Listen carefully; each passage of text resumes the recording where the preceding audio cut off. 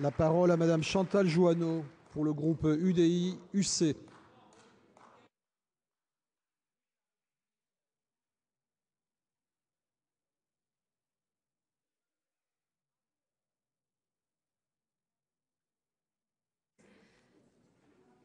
Monsieur le Président, Mesdames les ministres, Messieurs le Ministre, mes chers collègues, je vais commencer malicieusement par féliciter le gouvernement pour son habileté politique. Vous avez réussi, sur un débat qui devrait parler d'amour, à diviser la société en deux catégories, d'une part les irresponsables et d'autre part les ringards. Et vous avez réussi dans ce débat à ce que des femmes et des hommes qui n'ont pas choisi leur sexualité soient au mieux instrumentalisés, au pire humiliés. Et c'est une performance politique en espérant qu'elle ne soit pas politicienne. Et je le dis avec d'autant plus de rancœur que je suis favorable à ce texte, et ce, par conviction de droite et libérale, et ce, depuis longtemps. Je suis favorable parce que j'accorde la même confiance et la même dignité aux personnes homosexuelles. Les personnes homosexuelles ne sont pas une communauté, mais des individus dont l'orientation sexuelle n'est pas un choix et dont l'orientation sexuelle ne porte pas atteinte à autrui ni ne préjuge de leur capacité à être ou non responsables. Je suis favorable à ce texte parce que je considère que moins l'État se mêle des choix individuels, mieux la société se porte. Et c'est vrai dans beaucoup de domaines. Et donc il n'appartient pas à l'État de restreindre la liberté individuelle tant que celle-ci ne porte pas atteinte à autrui. Ce qui distingue d'ailleurs clairement le mariage pour les personnes homosexuelles d'autres sujets comme la polygamie qui, elle, porte atteinte à la dignité. Et je suis favorable à ce texte parce que j'accorde la même considération, en tant que responsable politique, à toutes les familles, qu'elles soient traditionnelles, monoparentales, recomposées ou homosexuelles. Et ça pose d'ailleurs une question centrale. Est-ce que le rôle du législateur est de définir les contours de la famille ou de créer les conditions de son développement? C'est d'ailleurs tout le paradoxe de ce texte, c'est qu'en réalité, il devrait être porté par la droite, parce que la demande de mariage est une demande fondamentalement conservatrice. Je suis favorable à ce texte parce que, je tiens à le dire, je suis laïque. Les libres aux religions de s'exprimer, c'est normal. Libre à chacun de sa conscience sur ces questions qui n'appellent aucune réponse binaire. Mais je n'entends pas non plus que les religions, d'une manière ou d'une autre, fassent pression sur nous et nous dictent notre conduite, ni à l'égard des femmes d'ailleurs, ni à l'égard des personnes homosexuelles.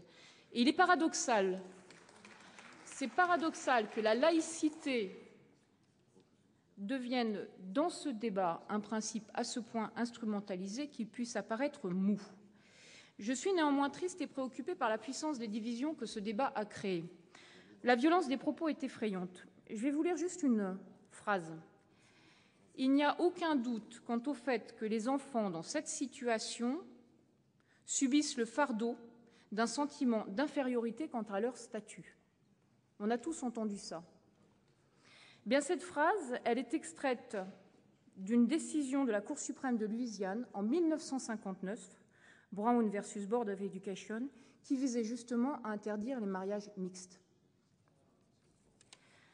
Je suis aussi un peu atterrée par l'immoralité de certains actes, je ne reviendrai pas sur ce qui s'est passé ce matin, qui visent juste à faire le buzz, c'est assez méprisable. Mais tous ces actes, en réalité, sont souvent d'ailleurs un peu contraires aux valeurs de la famille que ceux-là même qui s'en réclament devraient normalement défendre. À ceux qui me disent « nous nous en souviendrons », je leur réponds que la menace n'est pas un argument contre la conviction. À ceux qui bafouent l'éthique politique, je rappelle que la démocratie est une valeur fragile. Et le débat politique est argumentation, ça n'est pas éruptation ou démonstration de force. Et céder à la menace, c'est bafouer la démocratie. Alors sans doute cette division nationale aurait-elle pu être évitée. Sans doute si on avait eu le courage ou l'intelligence, et je rejoins Alain Milon, de retirer du Code civil le terme de mariage pour le réserver à la sphère religieuse. Sans doute si nous avions eu préalablement un débat éthique sur la famille et l'enfant, qui est le sujet central de ce texte, parce que l'opposition entre droit à l'enfant, droit de l'enfant, est un peu caricatural, reconnaissons-le. Depuis bien longtemps, depuis la contraception, l'IVG ou la procréation médicalement assistée, l'enfant est le fruit d'un choix et d'un projet parental. Sans doute aurait-on pu éviter ces divisions si nous avions attendu les conclusions de l'autosaisine du Comité consultatif national d'éthique sur la procréation médicalement assistée. Parce que l'adoption, et je pense que les débats que nous aurons sur les amendements de M. Milon seront extrêmement intéressants, l'adoption ou la médicalisation de la procréation, qui lui est souvent d'ailleurs directement liée, pose des questions lourdes que auxquelles ce texte ne répond pas. Je ne voterai donc aucun des amendements qui anticiperont ce débat sur la PMA ou pire la GPA.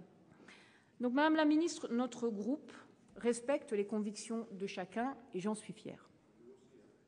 Vous aussi, mais on parle chacun pour son groupe. Voilà. Je voterai favorablement ce texte pour respecter mes valeurs de droite où le libéralisme ne s'arrête pas aux questions de société. Et le rôle de la puissance publique n'est pas de dicter des modèles, mais de vérifier qu'aucun principe républicain n'est affecté. Et c'est cela dont nous devons parler dans cet hémicycle. Je vous remercie. Merci.